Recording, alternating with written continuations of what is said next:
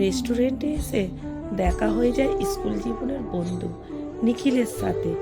আমাকে দেখতে পেয়ে একগাল এসে আমার দিকে তাকিয়ে নিখিলেশ বলে উঠল, আরে অতীন, কি সৌভাগ্য আমার, অনেকদিন পর তোর সাথে দেখা। আমি তো ভাবতেই পারছি না। আমি কিছু বলার আগে আমার বাবা বলে বসলো, আর কি বলি বলো তো, এই বুড়িকে নিয়ে যত টানাটানি। আজ আমাদের 40তম বিবাহ বার্ষিকী।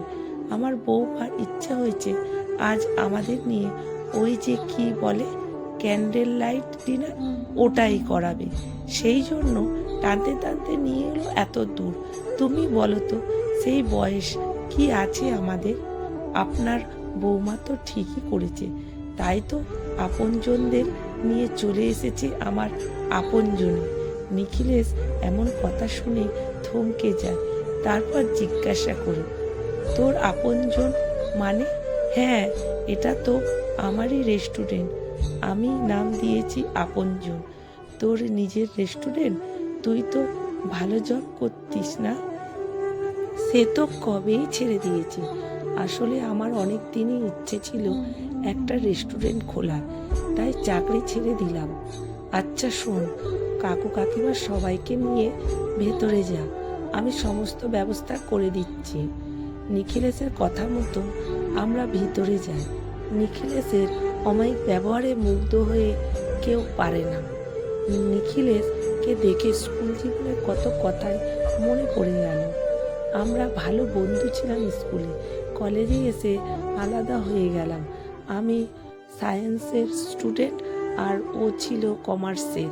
নিজের চেষ্টাতেই ও লেখাপড়া করেছে।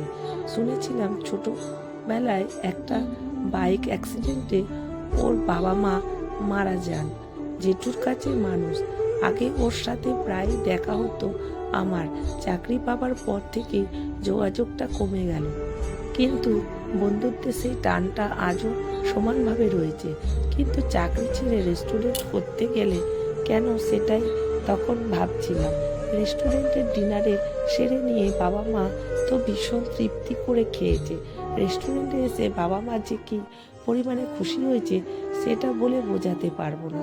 ডিনার সেরে বাইরে আসতে নিখিলেশ জিজ্ঞেস করলো, কাকু কাকিমা দুজনকেই বলেছি, কেমন লাগলো বলুন তো? খাবার দাবার সব ঠিকঠাক ছিল তো?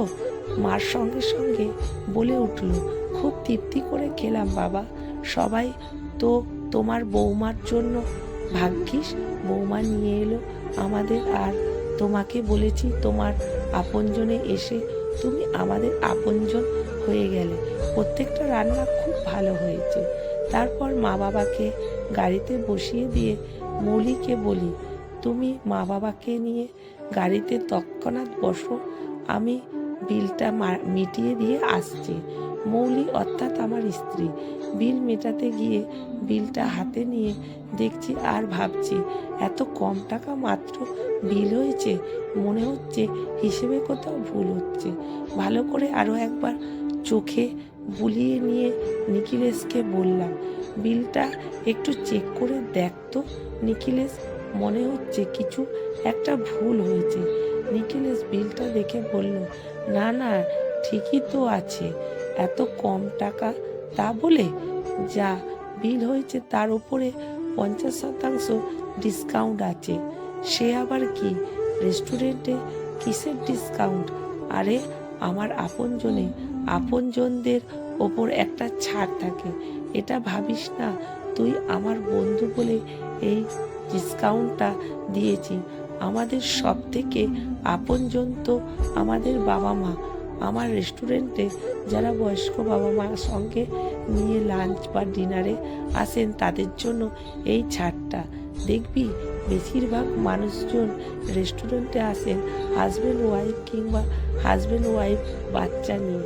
বয়স্ক বাবা মায়েদের তো ইচ্ছে হয় তারাও একদিন বাইরে বেরোবে, রেস্টুরেন্টে খাবার দাবার করবে, কিন্তু সেই সৌভাগ্য অনেক বাবা মায়ের হয় না। বাবা মাকে নিয়ে তো একদিন বেরোনো যেতেই পারে, তাই না? জানিস তো অতীন, আমার মা বাবা নেই, ছোটবেলায় বাবা মাকে হারিয়েছি, তাদের জন্য তো কিছুই করতে পারিনি। আর যদি আমার বাবা মা বেঁচে থাকতেন তাদেরকেও তো আমি প্রতিদিনই খাওয়াতাম আমার রোজগারের টাকায়। আমার মা বাবার জন্য কিছুই করা হলো না, সেই সৌভাগ্য থেকে আমি বঞ্চিত।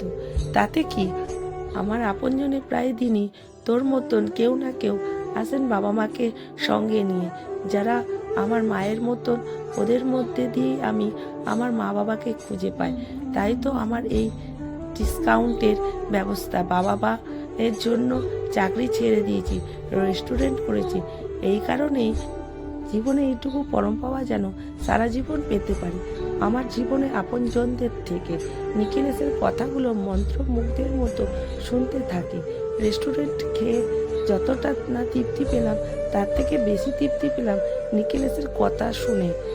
মা বাবার জন্য এমন ভাবনা, সত্যি এ এক রকম মনুষ্যত্ব। বিলটা মিটিয়ে নিখিলেশকে বুকে জড়িয়ে ধরলাম, নিজের আপনজন জেনে এক অসম্ভব ভালো লাগা, এক অন্য রকম ভালোবাসায় ভরে গেল মনটা। সমাপ্ত। কলমে সরোজ।